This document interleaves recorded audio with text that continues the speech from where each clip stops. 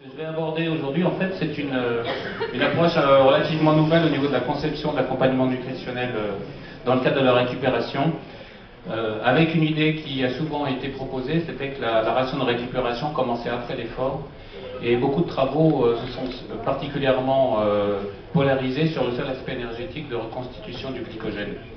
Or, de mon point de vue, la philosophie de la prise en charge de la récupération est un petit peu plus complexe, dans le sens où lorsqu'on a un regard physiologique sur le problème de l'entraînement, on peut considérer que l'entraînement crée le désordre cellulaire et que c'est seulement la récupération et l'alimentation qui vont favoriser l'adaptation dans un deuxième temps.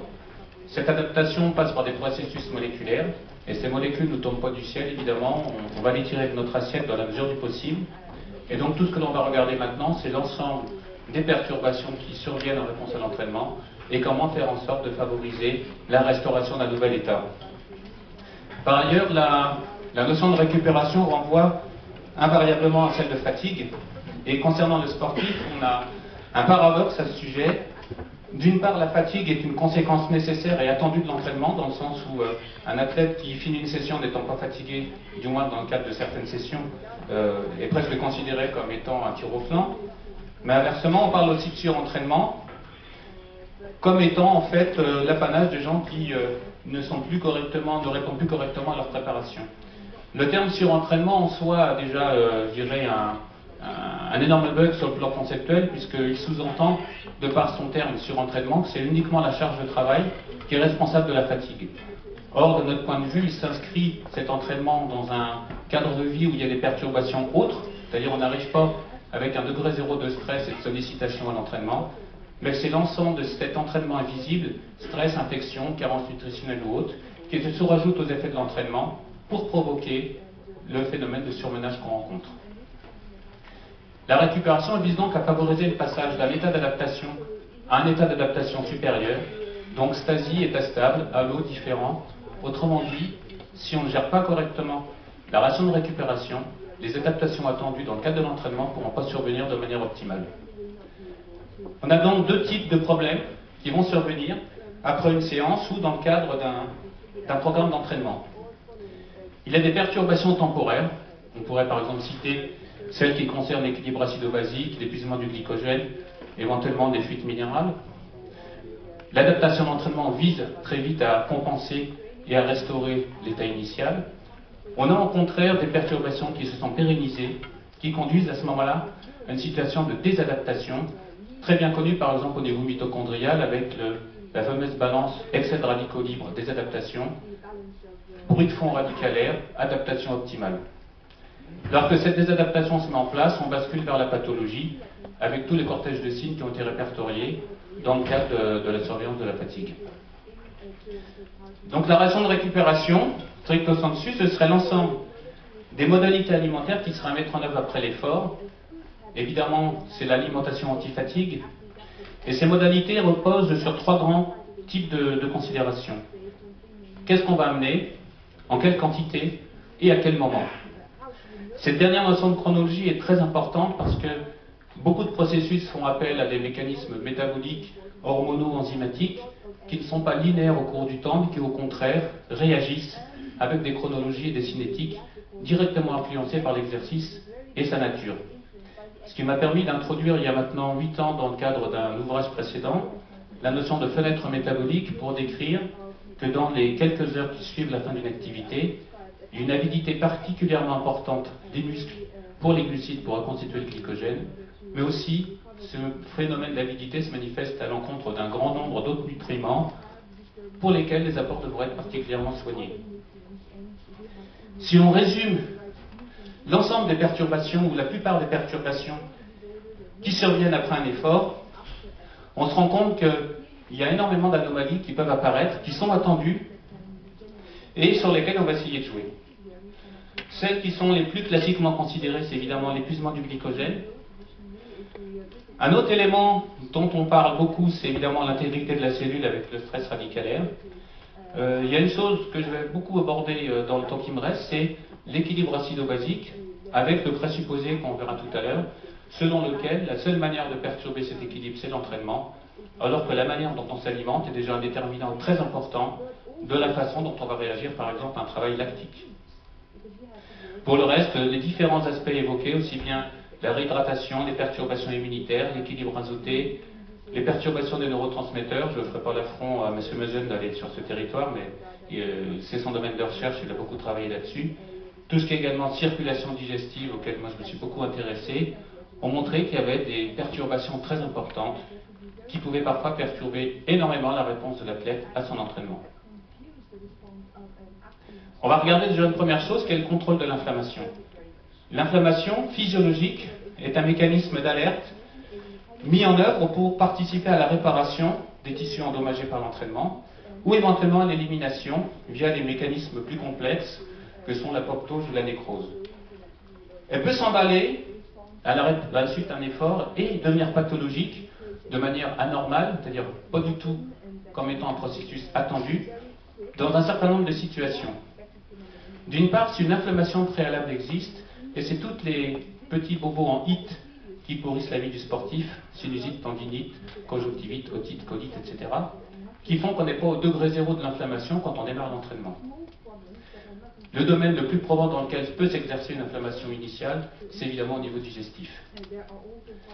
Deuxième élément, les molécules qui contrôlent l'inflammation, soit dans le sens des pyromanes, c'est-à-dire pro-inflammatoires, soit dans le sens des pompiers, c'est-à-dire anti-inflammatoires, sont directement tirées de notre assiette. En l'occurrence, les nutriments qui servent de base à la synthèse de ces molécules sont les acides gras.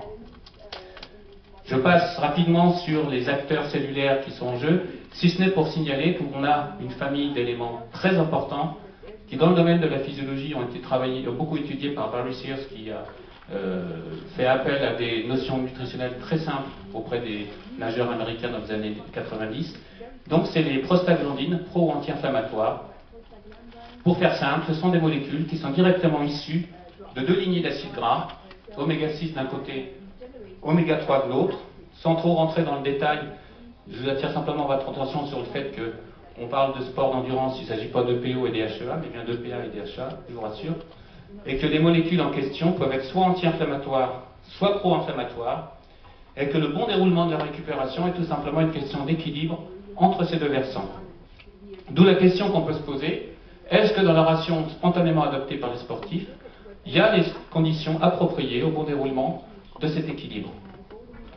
Or, une publication récente d'un travail qu'on a fait, donc paru dans Sciences et Sport le mois dernier, qui reprend d'autres études faites par David Pendergast, par exemple aux États-Unis, montre que la ration lipidique habituelle des sportifs est déficitaire en oméga 3, un déséquilibre qui les met dans une situation qualitative très éloignée, par exemple, du modèle crétois, et également le théorème d'Archimède qui a cours dans pas mal de sports, qui conduit à un fréquent déficit quantitatif en lipides, avec pour conséquence une prédominance des prostaglandines pro-inflammatoires, ce qui va favoriser a priori, en raison de cet apport lipidique inapproprié, une pérennisation éventuelle de l'inflammation quand elle se met en place.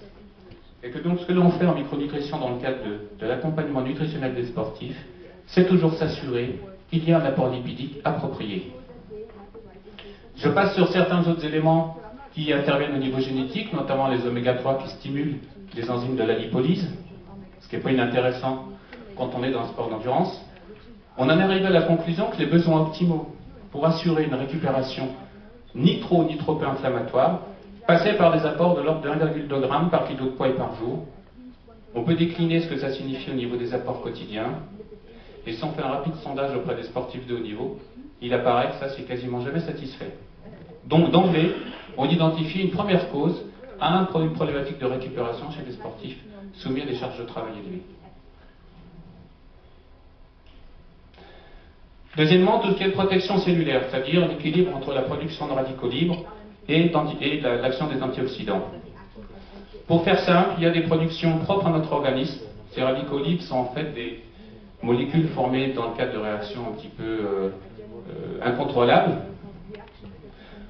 Il y a tout un tas de situations qui favorisent leur production. J'insiste beaucoup sur le fait que dès qu'on augmente la consommation d'oxygène, il y a une partie de l'ordre de 2 à 5%, et non pas de 5 à 10, j'étais un peu gourmand, de 2 à 5% de cet oxygène qui génère des radicaux libres. Et beaucoup de travaux concernant l'impact du sport sur cet équilibre s'intéressent exclusivement à l'effet éventuellement défavorable du sport. Or, on a les situations infectieuses, inflammatoires, tout ce qui est prise de médicaments, pilules, prise éventuelle de pesticides par l'alimentation, qui sont aussi génératrices de radicaux libres, tout comme le tabagisme indirect, le stress mal géré, l'exposition aux UV, à la chaleur. L'ensemble de ces éléments, et pas le sport exclusivement, font qu'à un moment donné, les capacités de défense de la cellule peuvent être dépassées. La prévention, c'est les antioxydants. Ce que l'on peut en dire de manière rapide, c'est que la base de la ration, par rapport à ça, devrait être les fruits et légumes qui sont porteurs d'une grande quantité de substances protectrices. Les récentes études qu'on a pu faire là-dessus et le travail qu'on a mené à Font-Romeu l'année dernière a montré que l'Homo sapiens swimus ne connaît pas les fruits et légumes et que spontanément les nageurs, comme la plupart des Français, sont à moins de 2 portions quotidiennes de fruits et légumes, donc spontanément dans une situation qui ne les prépare pas à une protection cellulaire optimale, ce qui peut justifier une complémentation en dose nutritionnelle ciblée. L'équilibre acido-basique amène à penser classiquement qu'en dehors de l'activité, et hormis des manipulations extrêmes de la ration, comme cela a été réalisé par exemple par Paul Greenhalgh en Écosse, eh bien on pense qu'habituellement, quand on démarre l'activité, l'équilibre acido-basique est correct. Ce qui voudra dire que quand on fait un travail, notamment dans des dominantes très intensives, l'impact de l'exercice devrait être a priori identique chez chacun de nous. Or, c'est loin d'être le cas. Depuis une dizaine d'années, il y a des auteurs allemands qui ont inauguré un nouveau concept qui s'appelle le Potential Renal Acid Load, PRAL en français, qui indique tout simplement dans quelle mesure certains aliments, une fois qu'ils sont consommés, vont avoir tendance à favoriser un état plutôt acidifiant ou plutôt alcalinisant. Avec un score qui peut être calculé de manière un petit peu compliquée, je vous passe les détails. La publication est très précise là-dessus. Ce qui en ressort d'un point de vue pratique, c'est que les aliments les plus alcalinisants se recrutent dans la famille des fruits et légumes en général. Les plus intéressants étant le melon, la figue, les raisins, les melons, les carottes. Les légumes secs et les pommes de terre sont également des aliments alcalinisants. Vous avez des aliments plutôt neutres, des aliments légèrement acidifiants. Et la surprise du chef, quand même, c'est qu'au-delà des viandes rouges qui sont classiquement connues comme étant très acidifiantes, on retrouve aussi cette caractéristique dans les fromages à pâte dure. Et si vous avez affaire, imaginons, sait-on jamais, à des sportifs qui consomment du pain en tranche ronde, circulaire, avec du steak haché et du gruyère frappé dessus, plusieurs fois par semaine, vous imaginez déjà que leur équilibre acido-basique est compromis avant même qu'ils aient démarré leur entraînement. Et que l'incitation à consommer des fruits et légumes n'est pas seulement une lubie des nutritionnistes qui se soucient de la santé de leurs futurs vieillards. L'importance du contexte hormonal était également un élément à souligner. On débat beaucoup sur la conduite dopante que consisterait éventuellement la prise de boissons énergétiques à l'effort. Bon, en France, il y a beaucoup de gens qui n'ont rien d'autre à soulever comme problème.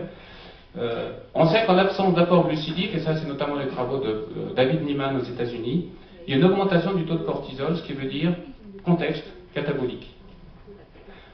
Le stress chronique, mal géré, ça c'est des travaux d'Henri Labourie dès les années 50, montre qu'il y a également une augmentation du taux de cortisol. Et quand vous jetez un œil sur les bilans biologiques longitudinaux des sportifs de haut niveau, cortisolémie à jeun, en général, elle est toujours au-dessus des normes.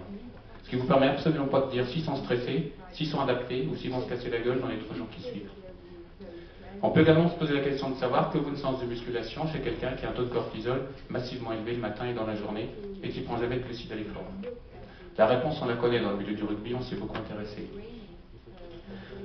L'apport de glucides limite cette tendance catabolique, va améliorer le contexte de la récupération, et on va souligner autre chose, c'est que quand on parle de contexte hormonal, parmi celles qui sont sollicitées, parmi ces hormones qui participent à la récupération, il y a des stéroïdes, dont le précurseur, c'est-à-dire le matériau de base à partir duquel on les fabrique, est le cholestérol. Or, si aujourd'hui il y a une phobie d'hypercholestérolémie par rapport à un risque très relatif d'accident cardiovasculaire, on ne souligne pas assez qu'hypocholestérolémie chronique de certains sportifs et certaines sportives ne leur permet pas de fabriquer à des taux optimaux leurs hormones en période de récupération. Ce qui peut justifier d'augmenter la consommation d'œufs à certains moments précis de la journée pour les aider à relancer ce métabolisme. C'est un facteur limitant qu'on avait identifié chez un certain nombre d'athlètes. Autre élément, le statut hydrique. La plupart des hormones qui vont aller dans le sens d'une reconstruction tissulaire ou cellulaire après l'effort interviennent dans un cadre où la cellule se dilate, c'est-à-dire elle est remplie d'eau. Les principaux auteurs qui se sont intéressés à cette question sont des Allemands, Ossinger et collaborateurs. Inversement, la déshydratation déclenche des processus cataboliques, mais aussi ce qu'on appelle la mort cellulaire programmée, donc l'apoptose. Ce qui veut dire que quelqu'un qui s'hydrate pas suffisamment en cours d'activité va déjà perturber le bon déroulement de sa récupération, a fortiori si le travail qu'il a fait vise à développer la masse musculaire. D'où la question qu'on peut se poser, comment assurer une hydratation optimale à l'effort? Eh bien, il est connu que l'entrée de l'eau dans la cellule dépend du glucose et dépend du sodium, que l'eau glucosée et salée entre plus vite, réhydrate plus vite que l'eau, et que donc, même si on est nageur, on peut très bien imaginer d'avoir des bidons remplis de boissons énergétiques sur le bord des bassins, ce qui va avoir un effet non seulement sur le plan de la récupération immédiate, mais aussi, comme l'ont souligné les travaux de David Niemann, encore une fois, diminuer très fortement la prévalence d'épisodes infectieux. Pour ce qui est des minéraux, il est évident que tous les processus enzymatiques, métaboliques sont mis en œuvre dans la récupération, que l'adaptation, sans trop rentrer dans les détails, fait appel à une augmentation du nombre d'enzymes dans la cellule, que ces enzymes ont besoin des minéraux pour être opérationnels, je pense notamment au magnésium, au fer, au cuivre, et donc, à contrario, toute carence va occasionner des perturbations dans les processus de récupération. Il y a un certain nombre d'études qui ont montré, par exemple, que les carences en magnésium ou en zinc s'accompagnent d'une baisse de VO2 max, une diminution de la force max. Je renvoie à quelques ouvrages de référence à ce sujet. Donc, le statut minéral initial du sujet va déterminer en partie la qualité de sa récupération. C'est bien pour ça que le concept de la ration de récupération démarre bien avant l'effort lui-même. Petit rappel sur l'intervention tous azimuts du magnésium et de tout un tas d'autres minéraux, fer, cuivre, d'un certain nombre de vitamines. Et vous comprenez aisément que toute carence au niveau de la cellule va affecter le bon déroulement des processus énergétiques. Autrement dit, la réponse individuelle à l'entraînement et la récupération vont dépendre du statut nutritionnel de l'individu, du phénotype, c'est-à-dire en fait de son positionnement au niveau des besoins individuels sur la courbe de Gauss, c'est un petit peu compliqué, et ça on ne peut pas forcément le déduire à partir du contenu de l'assiette. C'est-à-dire qu'au mieux, quand on regarde ce que mange un sportif, on est capable de dire si le contenu de l'assiette est équilibré, mais absolument pas que son alimentation couvre ses besoins. D'où l'idée qu'on a eu de prendre le problème à l'envers et de se dire, mais si à un moment donné le sportif ne couvre pas ses besoins, la manière dont on va s'en rendre compte, c'est à travers les troubles fonctionnels. On utilise donc des questionnaires qui visent à recueillir de manière organisée tout un tas de perturbations. En voici un exemple chez une athlète qui est allée au jeu à Athènes, donc dans une discipline d'endurance, et qui, lors de l'entretien initial, venait pour améliorer ses performances, alors qu'elle présentait des troubles de fatigue, des problèmes de diarrhée, des problèmes de douleurs articulaires alors qu'elle avait 21 ans, sinusite chronique, infections répétées, herpès, jambes lourdes, tout ce qu'il faut pour être performant. On est donc dans la perturbation des troubles fonctionnels micronutritionnels, avec une prise en charge individualisée, puisque l'idée c'est pas de dire tous les sportifs manquent du fer, on va leur en donner, comme si on disait on a en moyenne 6 dixièmes à l'œil gauche, 7 dixièmes à l'œil droite, donc pour régler les problèmes de vue des sportifs, on donne les mêmes lunettes à tout le monde. L'objectif, c'est de répondre de manière individualisée aux besoins de chacun à travers ces questionnaires fonctionnels. La notion de chronologie, elle est importante. Ce schéma montre simplement que plus tôt on amène des glucides après l'effort, plus vite et plus haut va se reconstituer le glycogène. Ici, en l'occurrence, le cadre du travail que j'ai choisi pour illustrer ce phénomène faisait appel à des efforts qui sont typiquement capacité lactique. Effort d'une minute à 140% de VO2 max avec des pauses de 3 minutes pour aller vomir. C'est un petit peu ça. Vous voyez que la vitesse de resynthèse est indépendante de la quantité de glucides apportés et qu'il y a une période très courte d'avidité musculaire très importante au cours de laquelle la reconstitution des réserves de glycogène va être optimisée. Si vous attendez 12 heures, 24 heures ou 48 heures pour amener la même quantité de glucides que dans le premier cas, vous ne reconstruirez pas vos réserves au même niveau. Le même phénomène existe au niveau des besoins en protéines. Davantage qu'avant l'effort, vous imaginez évidemment que la prise conjointe de protéines et de glucides immédiatement après l'effort va optimiser la réponse. D'autant que la musculation, c'est rien d'autre que de faire gagner de la masse musculaire à un organisme à croissance achevée, ce qui physiologiquement ne va pas de soi. Ce qui veut dire sur le plan chronologique, dans les protocoles qu'on peut mettre en œuvre, de J-2 à H-30, c'est-à-dire en pré-compétitif ou pré-entraînement, majoration des produits céréaliers, évidemment, pour optimiser les réserves en glycogène, Pyramide alimentaire alcaline, c'est-à-dire beaucoup de fruits et légumes, privilégier plutôt les légumes secs, les pommes de terre, plutôt le poisson que la viande rouge, plutôt les yaourts que les fromages à pâte dure. Les apports de sécurité en glucides, c'est-à-dire faire en sorte qu'il y en ait en cours d'effort et en récupération. Optimisation des fonctions digestives, sans lesquelles tout cela ne peut pas fonctionner. Ensuite, dès le début de l'échauffement jusqu'au terme de l'épreuve, en fonction de ses caractéristiques, boisson énergétique avec un peu de sel, vous comprenez pourquoi on l'a vu tout à l'heure, plutôt trop dilué que pas assez pour éviter des phénomènes osmotiques, une prise régulière, éventuellement associant certains fragments de protéines en fonction des perturbations des neurotransmetteurs qui sont individuellement repérés. La problématique n'est pas de savoir si tout le monde ou personne en a besoin, mais d'identifier les personnes qui ont des métabolismes individuels particuliers. On poursuit après l'effort avec la prise de boissons gazeuses, bicarbonate alcalinisante, apport en sel pour favoriser la restauration du volume plasmatique. Plutôt des boissons que des solides parce que l'intestin a une irrigation qui est à peine à 15% de son irrigation de repos après l'effort, donc le solide est mal fixé. Idéalement, préparation alcalinisante, d'où l'idée d'introduire par exemple du jus de raisin. Ensuite, on poursuit l'introduction des glucides, éventuellement des protéines sous forme liquide pour jouer sur cette fenêtre de récupération. On est dans un contexte où l'apport glucides sur protéines est de l'ordre de 3 sur 1, ce qui est optimal pour la récupération. Sur les 3 premières heures, on commence à réintroduire les solides. Réintroduction modérée des boissons qui pourraient être diurétiques. Modérément, on peut s'impliquer différemment à thé, à café ou à bière, suivant le sport d'où on vient. Le repas du soir, ovo-lacto-végétarien, dans le sens où on va jouer sur les aliments plutôt alcalinisants. Eau gazeuse, celle sur les aliments, des aliments riches en micronutriments, germes de blé, levure de bière, etc. Et au repas du soir, on va essayer d'amener des acides gras type oméga 3, poissons gras ou autres, pour leur incorporation au niveau des membranes et pour leur effet dans le métabolisme anti-inflammatoire. Le lendemain, on poursuit le même scénario. Attention au lactose et aux protéines laitières en cas d'intolérance puisqu'il y a une perméabilité intestinale. Le magnésium amené par les oléagineux et les fruits secs. Réintroduction progressive de la viande. Et éventuellement, en fonction de la persistance de l'asthénie, on peut faire des apports complémentaires individualisés.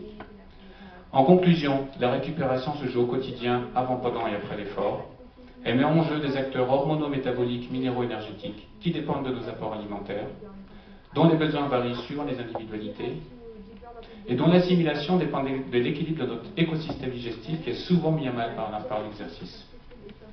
Enfin, l'impact de l'exercice s'ajoute à celui de l'entraînement invisible, qui contribue éventuellement à la désadaptation du sujet, l'entraînement invisible, stress, infection, immunité, divorce, chômage, etc. Et ceci occasionne des troubles fonctionnels qu'il est possible d'identifier au cas par cas avec les questionnaires fonctionnels pour faire une prise en charge micronutritionnelle individualisée. 24 minutes 58. Je vous remercie pour votre attention.